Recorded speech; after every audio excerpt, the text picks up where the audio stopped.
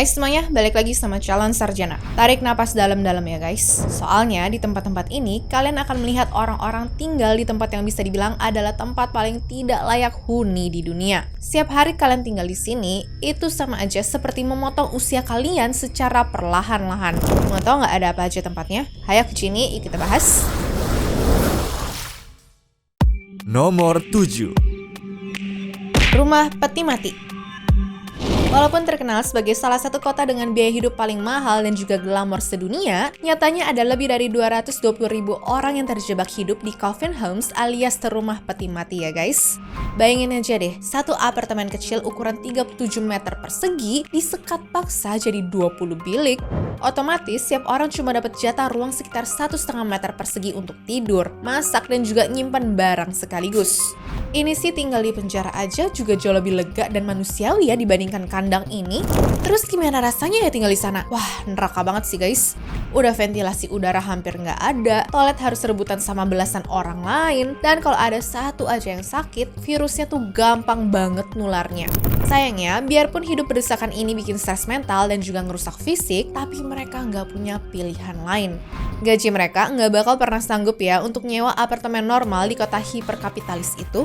Benar-benar definisi sisi gelap kemewahan kota megapolitan yang bikin merinding ya teman-teman.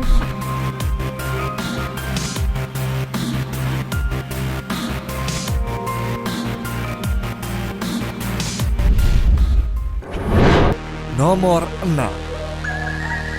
Suku tikus Beijing.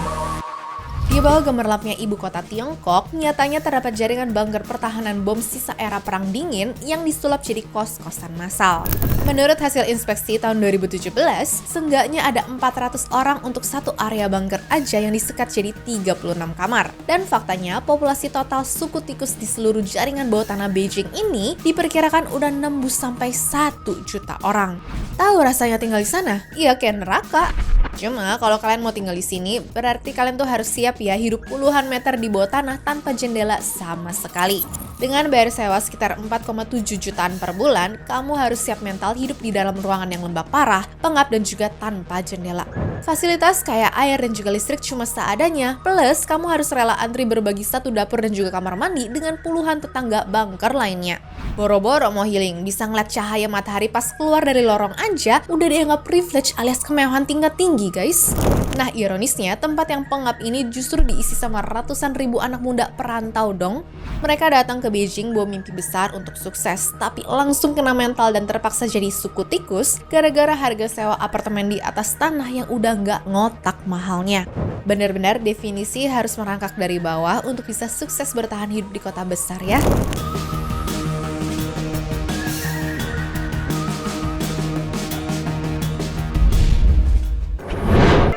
Nomor 5. Pengungsi warnet Jepang. Bukan cuma Hong Kong, tapi negara maju sekelas Jepang ternyata juga punya sisi gelap yang bikin geleng-geleng kepala loh. Buktinya di Tokyo, ada fenomena yang namanya adalah Net Cafe Refugees alias pengungsi warnet di mana sekitar 15.000 orang yang isinya kebanyakan cowok kelas pekerja membuat bilik warnet 24 jam sebagai rumah tetapnya mereka. Kaget kan? Mereka ini faktanya bukan pengangguran ataupun remaja kecanduan game gitu ya, mainkan pekerja keras mulai dari kurir, kuli bangunan, sampai kasir minimarket yang terpaksa menjadikan bilik warnet 24 jam ini sebagai rumah permanen. Kenapa sih mereka nggak sewa apartemen aja padahal punya gaji? Nah ternyata karena sistem properti di Jepang itu gila-gilaan. Buat nyewa hunian, mereka tuh wajib bayar uang muka, uang jaminan, sampai uang terima kasih ke pemilik gedung yang totalnya bisa puluhan juta rupiah di awal dong teman-teman. Ya karena upah mereka tergolong rendah, bayar tarif warnet harian sekitar 2.000 sampai 3.000 yen per malam ini jadi satu-satunya jalan pintas untuk berteduh. Di dalam bilik super sempit berukuran 1,8 meter persegi itulah mereka memaksakan diri ya selonjoran seadanya bareng sebuah PC, dan sedihnya itu saat pandemi kemarin loh. Ketika semua warnet ditutup paksa oleh pemerintah demi mencegah penularan virus, ribuan pekerja ini mendadak kehilangan rumah dan seketika berubah jadi gelandangan yang luntang-lantung di jalanan ibu kota. Benar-benar nggak nyangka kan kalau negara maju macam Jepang juga punya rahasia kelam begini guys.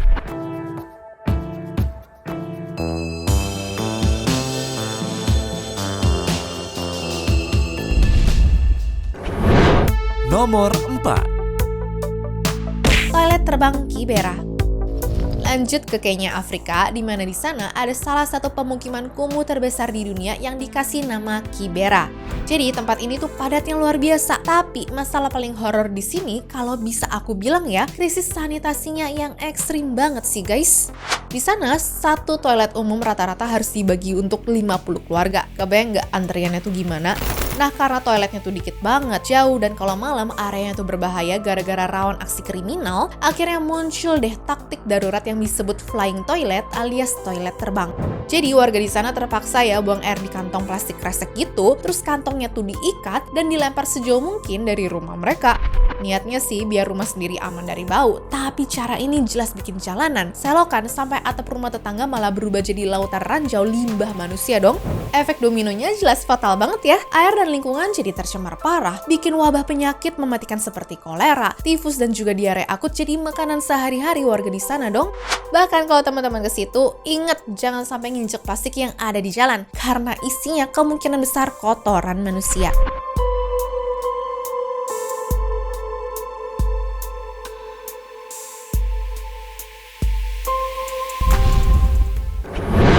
Nomor 3. Makoko. Guys, kalian pernah dengar nggak julukan Venesia dari Afrika? Ini tuh jadi julukan untuk Makoko, yang mana adalah sebuah perkampungan terapung di atas Lagunan Lagos, Nigeria ya. Tapi jangan bayangin romantis seperti di Italia sana, soalnya realitanya tuh justru bikin elus dada. Sepertiga dari komunitas raksasa ini tuh hidup di atas rumah panggung kayu yang dibangun seadanya di atas air hitam yang pekat ya guys. Selama puluhan tahun, ribuan warga nelayan di sini tuh hidup tanpa akses air minum bersih, tanpa jaringan listrik resmi, dan gak ada tempat pembuangan sampah sama sekali. Loh, terus kotorannya kemana dong? Ya, langsung dibuang lewat jamban komunal yang bolong langsung ke air Laguna di bawah rumah mereka dong guys. Jadi bisa dibilang air tempat mereka mendayung perahu itu udah tercemar segala macam limbah ya. Dan saking parahnya penumpukan limbah rumah tangga sama industri di situ, air di sana udah nggak bisa lagi menopang kehidupan biota laut yang ada di bawahnya.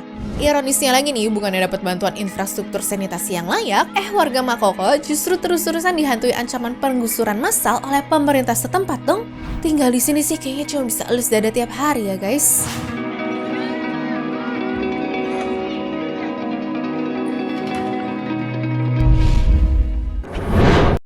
Nomor 2. Dharavi.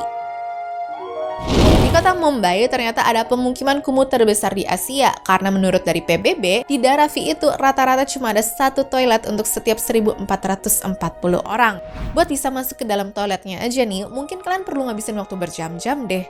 Udah gitu, masalahnya bukan cuma di toiletnya aja, tapi karena polusi udara dari industri rumahan yang gak terregulasi, bikin penyakit seperti kanker paru-paru, TBC, dan juga asma pun udah umum banget ya diderita sama warganya, mulai dari anak-anak sampai lansia di sana.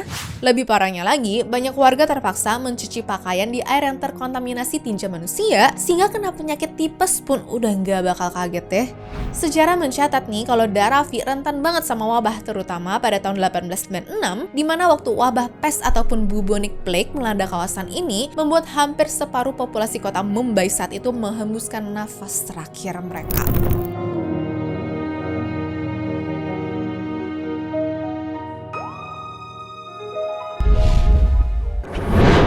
Nomor 1.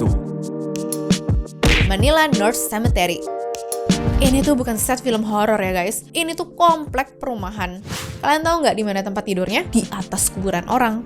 Jadi di Filipina sana ada tempat bernama Manila North Cemetery yang merupakan sebuah pemakaman publik seluas 54 hektar.